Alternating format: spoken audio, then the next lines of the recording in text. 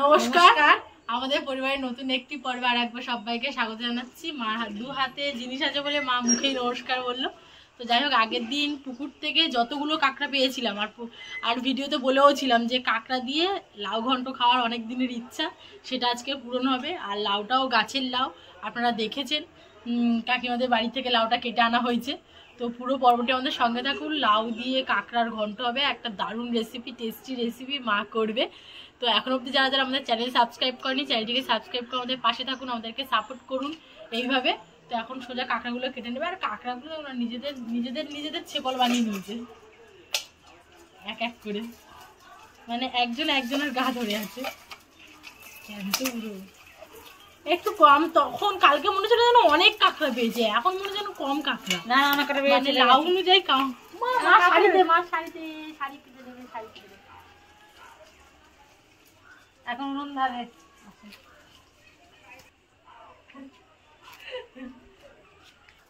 বাবা এখন কাঁকড়াগুলো কেটে দেবে। আর কাঁকড়াগুলো কাটাতে আমি খুব একটা ভালো জানি না, সেটা বাবার কাছ থেকে শিখবো আর ক্যামেরা করবো। আর মায়ের দিকে লাউটাও কেটে নেবে সুন্দর করে। বাবা দাও ক্যামেরাটা, তুমি কাঁকড়া রেডি। কম কাঁকড়া মনে হচ্ছে, কেন থেকে জানি কালকে যা মনে হচ্ছিল যে অনেক কাঁকড়া পেয়েছি আমরা, কিন্তু কিছুই না। আসলে মাছে কাঁকড়ায় এতটা মনে হচ্ছিল না, কাঁকড়াও বেশি পেয়েছি, মাছও বেশি পেয়েছি।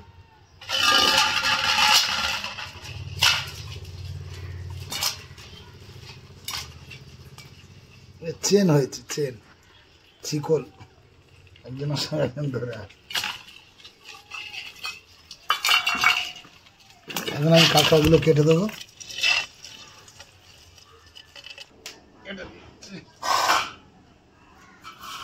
কাঁকড়াটা কেটে কেটে এই বাটি রাখবি। ওদিকে কাঁকড়াগুলো কাটা হচ্ছে আর আমি এদিকে লাউটা কেটে নেবো। লাউটা কিন্তু একদম কচি, একদম কচি ফুল লাউ। আর কাকিমাদের গাছে ধরতে গেলে মনে হয় প্রথমই লাউ। কাকিমা বলছিল না একটা লাউ হয়েছে, আর আর লাউয়ের ছনি পড়েছে, কিন্তু এই লাউটা বড় ছিল। হ্যাঁ, এই লাউটা বড় ছিল। আমি ভেবেছিলাম বাগান থেকে লাউ আনতে হবে। লাউ হাফ ছাড়িয়ে কুচে নিচ্ছি, আর কতটা হয় দেখে তারপরে হাফ লাউটা আছে সেটাও কেটে নেব। আর বাবার কাঁকড়া ছাড়ানো হয়ে গেছে? হাফ লাউ হবে না, ফুল লাউ দিতে হবে। কাঁকড়া ছাড়ানো হয়ে গেছে, আজকে সব কেটে নেব। ছাড়াচ্ছি তো, মানে শীতকালে কাঁকড়াই বেশি কি ভালোও লাগে খেতে। মেয়ে কাঁকড়া সব, মা কালকে বলছিল না মেয়ে কাঁকড়া।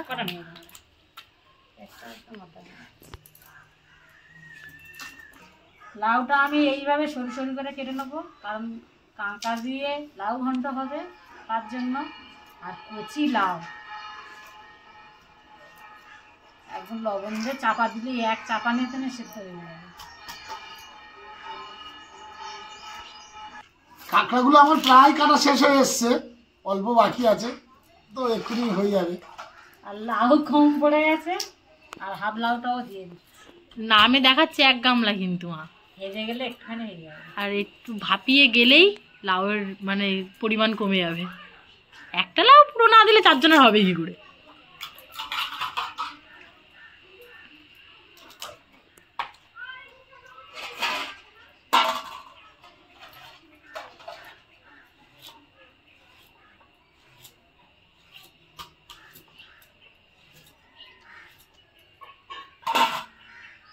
লাউ কাটতে কিন্তু বেশ ভালোই লাগে, স্যাটা স্যাট কাটা হয়ে যায়। কাটতে বেশ ভালো লাগে।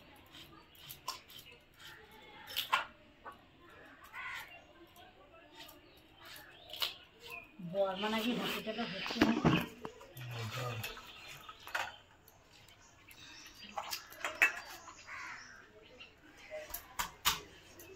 বাবার কাঁকড়া কাটার তো টেকনিকই আলাদা। কড়া গরম হয়ে গেছে, দিয়ে দিচ্ছি সরষের তেল। প্রথমে আলুটা আমি লাল লাল করে ভেজে নেব।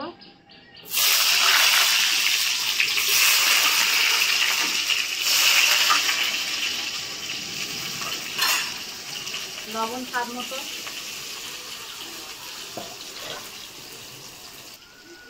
বাবা যে গোলাপ ফুলটা এনেছে, এই গোলাপ ফুলটা চেঞ্জ হয়, মানে কালার চেঞ্জ হয়। এখন তো পিঙ্ক কালার আছে, কটা দিন বাদে পার্পল কালার হয়ে যাবে, মানে বেগুনি কালার টাইপের হয়ে যায় হালকা। আর সেন্টটা আলাদাই সেন্ট গোলাপ ফুলটার।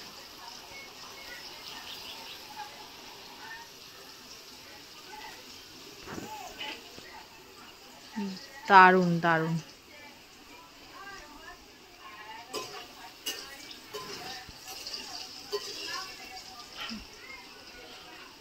এটা তো চন্দ্রমল্লিকা।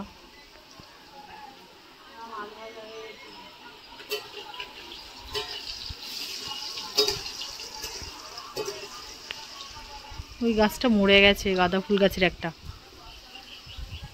আলু ভাজা হয়ে গেছে, আলুটা তুলে নিচ্ছি, লাল লাল করে ভেজে নিয়েছি।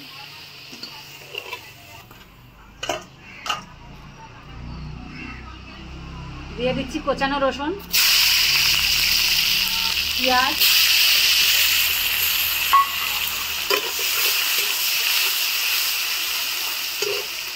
কাঁকড়াইতে লবণ আর হলুদ দিয়ে মাখিয়ে নেবো।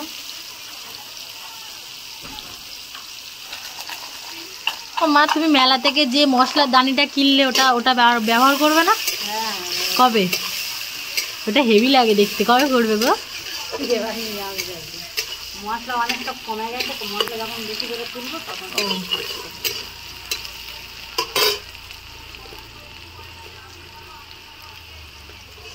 পেঁয়াজ আর রসুনটা ভাজা হয়ে গেছে, তাই কাঁকড়াটা আমি ঢেলে দিয়েছি।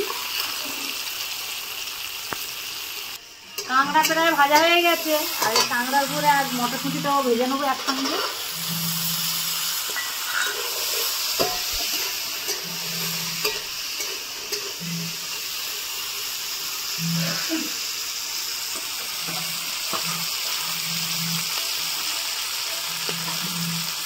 পেঁয়াজ রসুন কাঁকড়া মটরশুঁটি একসঙ্গে ভালো করে আমি কষিয়ে নিয়েছি। এবার আমি ঢেলে নেব আলুর মধ্যে, আলু ভাজার মধ্যে ঢেলে নিলাম। বাবা, উনানটা তো সেই জ্বলছে, যখন জ্বলবে না জ্বলবে না, বিশাল উনানের তাপ। কাঁকড়া ভাজা কড়াইতে তেল দিয়ে দিচ্ছি।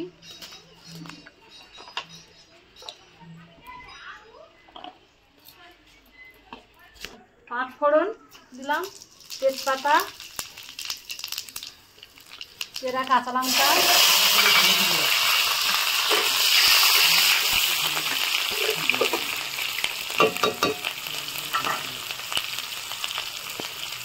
কেটে রাখা লাউ,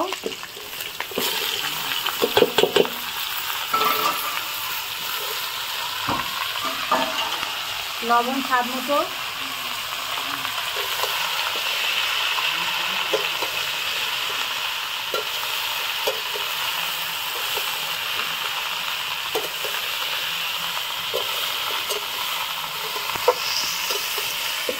চাপা খুলে দেখে নেবো কেমন হয়েছে।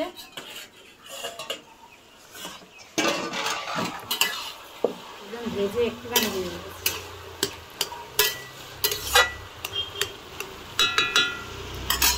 এবার ভেজে রাখা আলু, কাঁকড়া, মটরশুঁটি একসঙ্গে দিয়ে দিচ্ছি।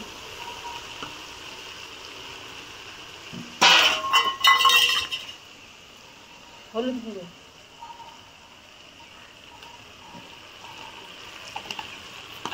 দিয়ে আর নাড়লাম না, চাপা দিয়ে দিচ্ছি।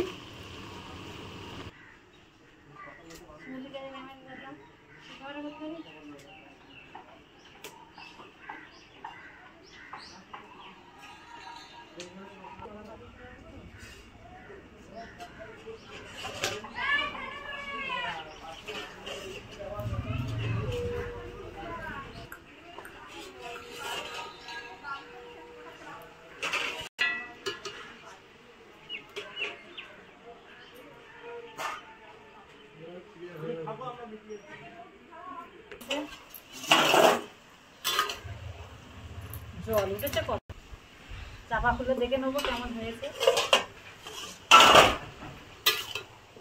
সব সবজি তো দেখেই মনে হচ্ছে সিদ্ধ হয়ে গেছে, আর বেশ অনেকটা জলও উঠে গেছে।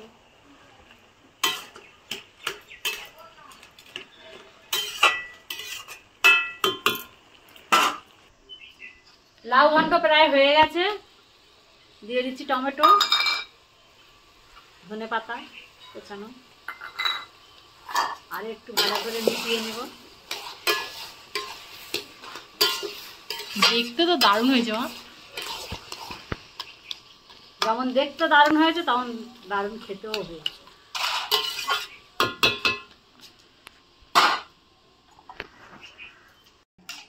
লাউ ঘন্ট রান্না আমার হয়ে গেছে, এখন আমি ঢেলে নেব।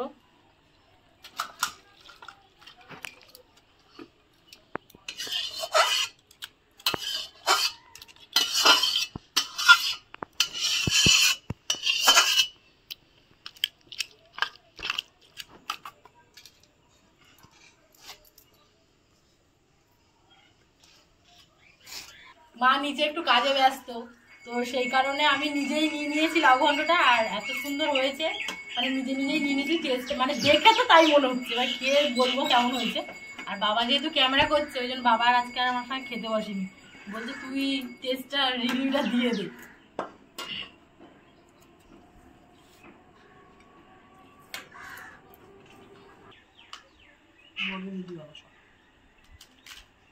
শীতকালের কাঁকড়া তো, আর ঘি ভর্তি, আর একটা আলাদাই টেস্ট চলে এসছে।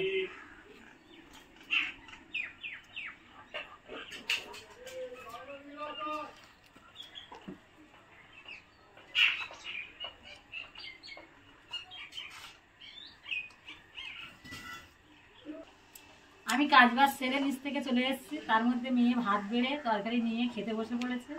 তরকারি কেমন হয়েছে মা?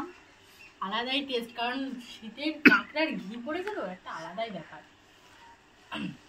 তো খাওয়া দাওয়া তো এরকম চলতেই থাকবে। তো আজকের পর্বটা এই পর্যন্ত। একা বসে খাচ্ছি তো ভালো লাগছে না, বাড়ির সবাই না থাকলে ভালো লাগে। বাড়ির সবাই আছে, ভাই একটু কাজে কাজে, আর বাবা তো ক্যামেরা করছে বললাম, আর মা কাজে ব্যস্ত ছিল। আজকে পর্বটা এই পর্যন্ত। আর লাউ ঘন্ট আপনাদের কেমন লেগেছে কাঁকড়ার সাথে অবশ্যই কমেন্ট করে জানাবেন। আর অবশ্যই বাড়িতে একবার এরকম তেলে কাঁকড়া দিয়ে লাউ ঘন্ট অবশ্যই ট্রাই করে দেখবেন, রেসিপিটা বানিয়ে আমাদেরকে জানাবেন। আর অবশ্যই কমেন্ট করেও জানাবেন যে আপনাদের কেমন লেগেছে। লাইক শেয়ার করতে একদম ভুলবেন না। আপনারা ভালো থাকবেন, সুস্থ থাকবেন। এইভাবে টেস্টি খাবার আপনাদের সামনে তুলে ধরবো। তো টাটা, নমস্কার।